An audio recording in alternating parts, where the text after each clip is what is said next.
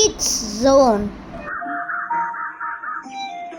ஒரு காலத்தில் ஒரு ஊரில் தொப்பி விற்பனையாளர் இருந்தார்.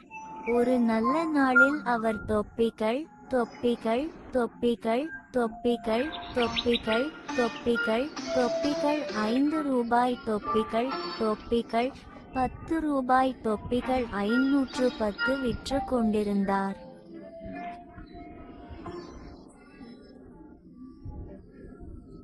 அவர் சில பாய்மர தொப்பிகளை செய்த பிறகு அவர் மிகவும் சோர்வடைந்தார்.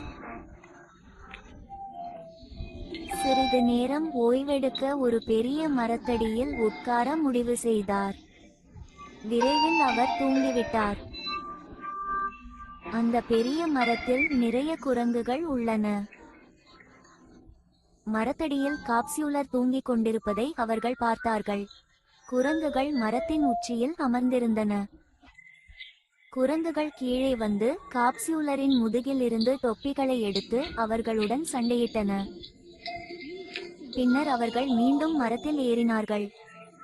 காப்ஸ்யூலர் விழித்தெழுந்தபோது தனது கூடை காலியாக இருப்பதாக கூறி அதிர்ச்சியடைந்தார்.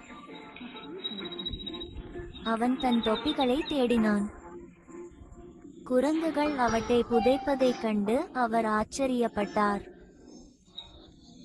தொப்பி விற்பனையாளர் குரங்குகள் மீது கற்களை எறிகிறார். குரங்குகள் தொப்பி விற்பனையாளரிடமிருந்து தங்களை காப்பாற்றிக் கொள்ள மனிதன் செல்வதை தடுக்கின்றன. குரங்குகள் தன்னை பின்பற்றுவதை கண்டார். தொப்பி விற்பனையாளருக்கு ஒரு யோசனை தோன்றியது. அவன் தன் தொப்பியை எடுத்து புல்லில் மாட்டி வைத்தான்.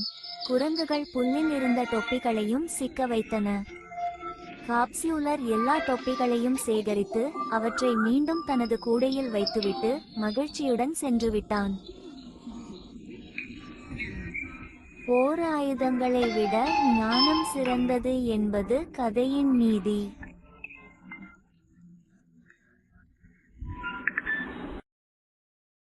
Thank you for watching by Kids Zone.